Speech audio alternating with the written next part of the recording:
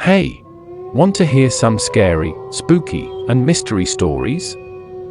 Well, listening to horror and scary stories rather than watching them will run chills into your spine. So be ready, and let's start today's mystery.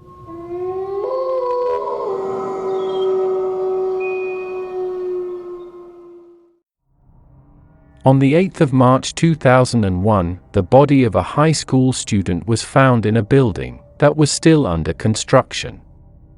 The victim's body and the area where she was discovered were free of signs of trauma and struggle.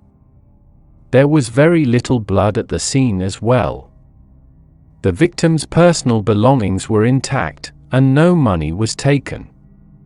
The only things that were missing were her hands. The victim was identified as the 18-year-old So-yoon.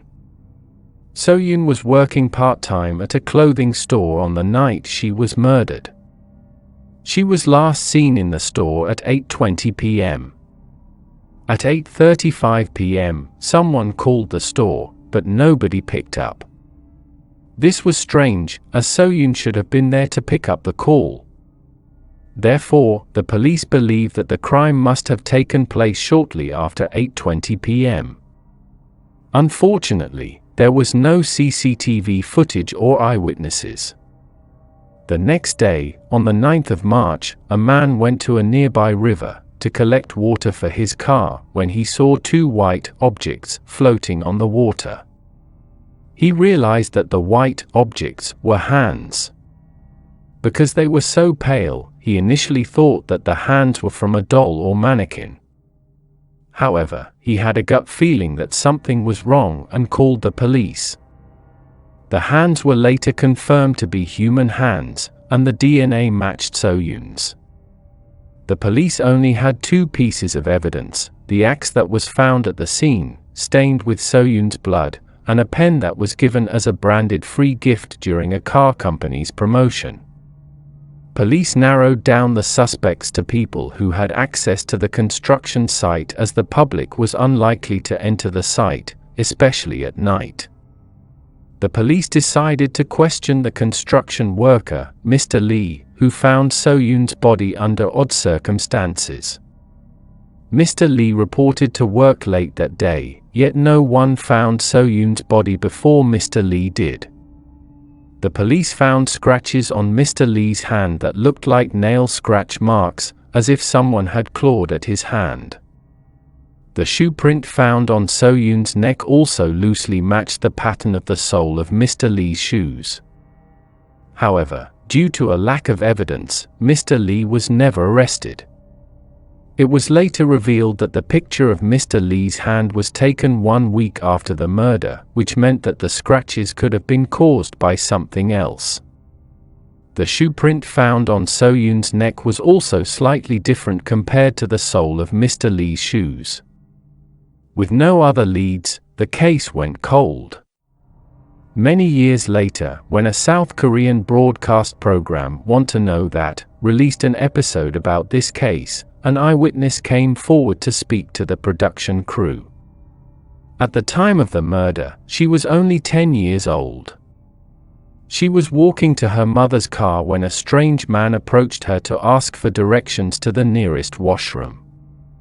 Suddenly, he grabbed her, and her screams attracted the attention of someone in a shop nearby.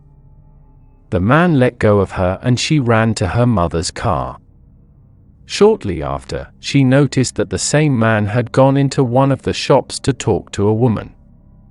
The woman left with the man, and after a while, the eyewitness said that she heard a scream. Later, she saw the man walking back, holding a black plastic bag. As this had happened many years ago, the woman had to undergo hypnosis to find out if she could remember the man's face. Unfortunately, she could not. The production crew of Want to Know That checked the list of workers who were questioned by the police and realized that there was one person who was never questioned, Mr. Kim. Mr. Kim was excused because of health issues, and he went to Busan on the day of the questioning. The production crew managed to find his address and made a surprise visit to his home. Mr. Kim agreed to be interviewed. When he was being interviewed, he said, "I cannot imagine a person taking and raping a girl." A production crew member found his statement strange and questioned why he thought that rape was the intention. To this, Mr. Kim responded by saying that that's usually the case when girls are kidnapped. However, So-yoon was not raped.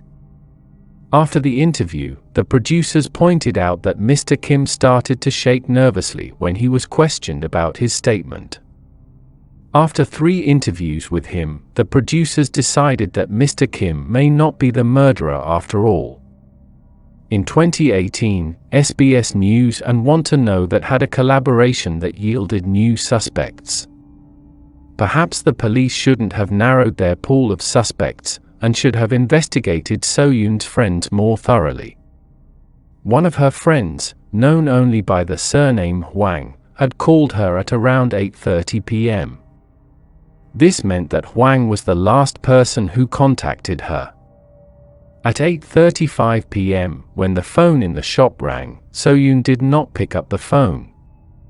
Therefore, instead of the 15-minute window that was previously established, it was now reduced to 5 minutes. Something must have happened within these 5 minutes. When investigation started, Hwang left the neighborhood and the school, which was a suspicious move. Hwang had a crush on So-yoon and was constantly pestering her to like him.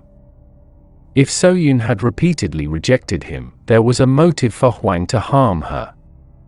However, the police could not find any evidence pointing to him. Park, another one of So-yoon's friends, was also a suspect.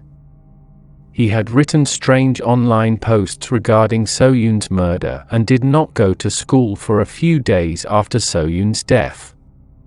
Like Hwang, the police could not pin anything on Park despite his odd behavior. The third suspect was Kim, who was also So-yoon's friend.